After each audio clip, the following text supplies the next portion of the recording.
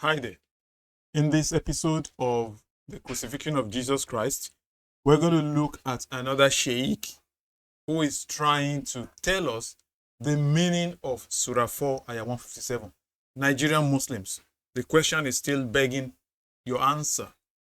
Come and interpret to us the meaning, your very clear Quran in Surah 4, Ayah 157. Who was put on the cross?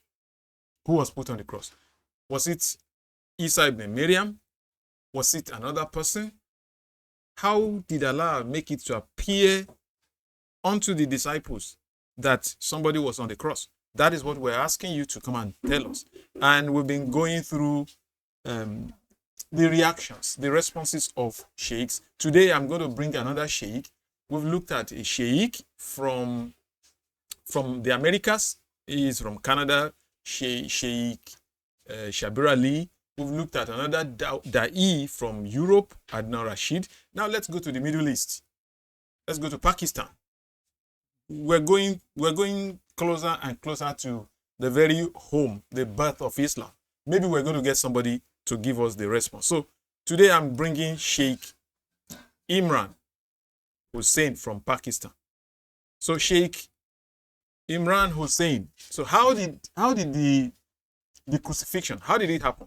Please interpret to us Surah 4, Ayah 157. Let's listen to him. What did Allah do to make it appear that he died? Let me warn you. And my language is sometimes very harsh because that's the only language some people can understand. Don't come with this nonsense. Because it is not only pathetic nonsense, it is absolutely sinful to say that Allah, wa na'udhu billah min hadha, Allah calls someone else to take the appearance of Nabi Isa alayhi salam, and that innocent man, innocent because he never claimed to be the Messiah, he was crucified. Wait. Did you hear what this man just said? Did you hear the bombshell? Now listen, he is warning you, you Muslims, and he's not going to, he has warned you first. He said you are imputing to Allah a sin of injustice by insisting that somebody, an innocent person, died in the place of Isa alayhi salatu wasalam. So how I'm waiting for how you're going to go around this. Let's see what you're going to do. Let's see the explanation.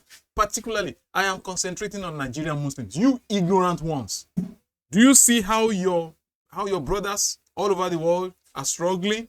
And you are sitting down in your comfort zone and trying to pretend that you know your Quran.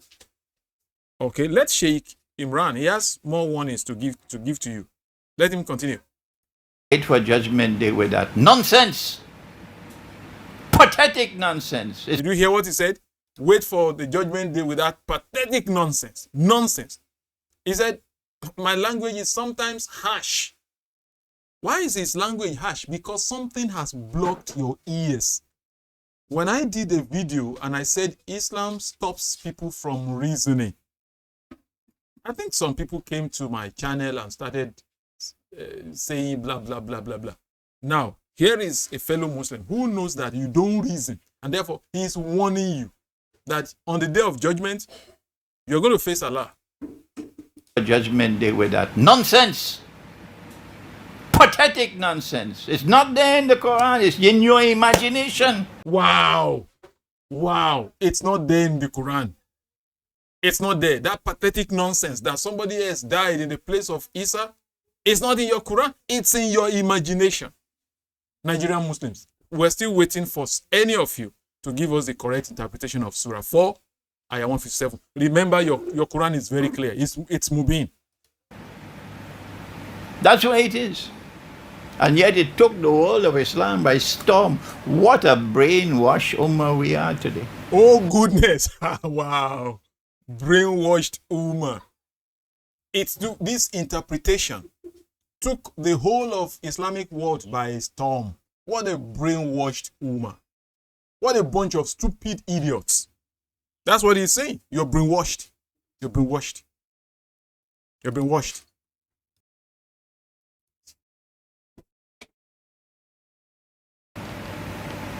Well, then what happened? Okay. Well, then why don't you go to the Quran? Let the Quran explain rather than go on fancy flights of imagination. Oh, goodness. This man is dropping bombshells. Why not let the Quran explain rather than go on a fancy flight of imagination? Most of you don't let your Quran explain. Unfortunately, Dr. Shabir Ali himself, who calls his show Let the Quran Speak, is not allowing the Quran to speak. He said he will have to insert his own interpretation. He will not use mutawafika. He will not translate it into I will cause you to die. He said he will rather interpret it, translate it to I will take you. I will take you. Even somebody who has a show that goes by the name of Let the Quran Speak. And so what Sheikh Imran is saying here, why don't you let the Quran speak, is actually talking to Dr. Shabir Ali also, who has a show. Once again, let me tell you the name of the show. Let the Quran speak. And he's not allowing the Quran to speak. He's not allowing the Quran to speak. Okay, continue, Sheikh Imran. You're going to tell Allah on Judgment Day, you caused that man to assume the appearance of someone?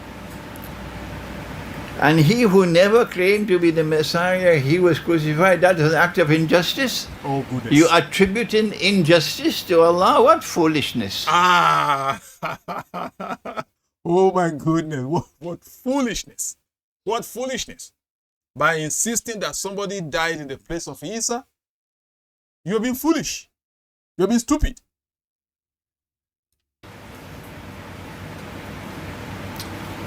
But where are the scholars who will correct this foolishness?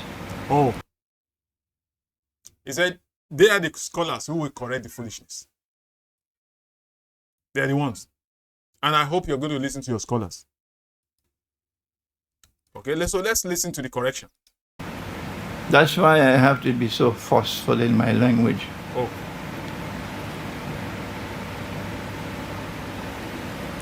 Allah took his soul. Okay, please pay attention to the correction. Nigerian Muslims, these are your sheikhs that will correct your foolishness. So he's going to explain now how to interpret Surah 4, Ayah 157. Please pay attention. Pay attention very well. So I'm going to rewind that place and let him continue. By the way, look at the man sitting beside him. He is scratching his head because they did not know that this was where he was going. They didn't know. Look at them. Look at their faces. Allah took his soul. Oh, scratching his head. They thought he was dead. Okay, so Allah took his soul definitely on the cross. So it was not substitution theory, as Ibn Kathir says, and not swoon theory, as Shabir Ali says. So it was actually Isa that was on the cross. So what happened? Allah took his soul on the cross. Let's listen. Let's listen. They took down the body. They took down the body. They put the body in the cave. They put the body in the cave. They sealed the cave. They sealed the cave. Allah returned the soul. What is that? What is that? That is resurrection. That is resurrection. That is death, burial, and resurrection of Jesus Christ. I'm going to allow him to say it again. I'm going to allow him to say it again. Okay? Listen. They took down the body. No. Let me wind. Allah took his soul. Okay. Allah took his soul. They thought he was dead. They thought he was dead. They took down the body. They took down the body. I'm repeating. They put the body in the cave. Put the body in the cave. They sealed the cave. They sealed it. Allah returned the soul. Allah returned the soul. As simple as that. I hope you understand now. I hope none of you will argue with us again. This is exactly the gospel account. They put him on the cross. Allah took his soul. They thought he was dead. They took the body down. They put the body in a cave. They sealed the cave. Allah returned the body, returned the soul.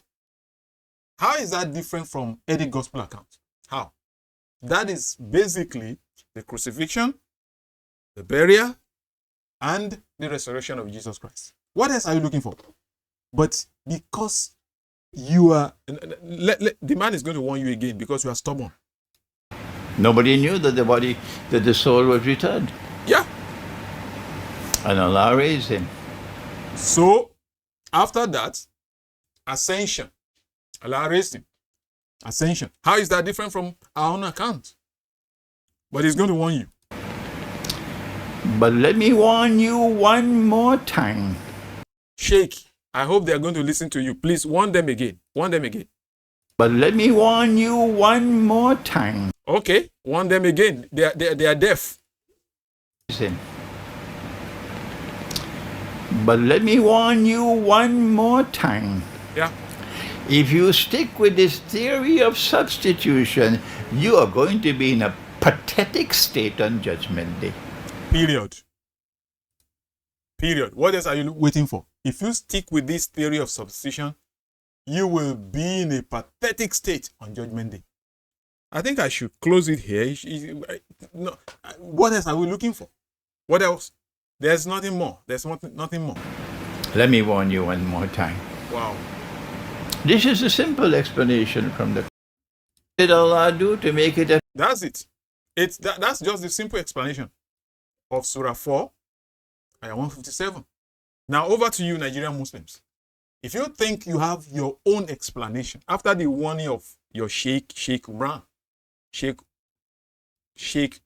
Hosein from Pakistan, okay, if you think you have any other theory, please drop it down below in the comment section. So I'll catch you in the next episode of the Crucifixion. Now, you, as a Christian, you must be so proud now. You must be so proud of of the scriptures, of the accounts given to us in our Bible. Okay, so I'm going to drop it here. Please drop your comments in the comment section down below. Thank you, and God bless you.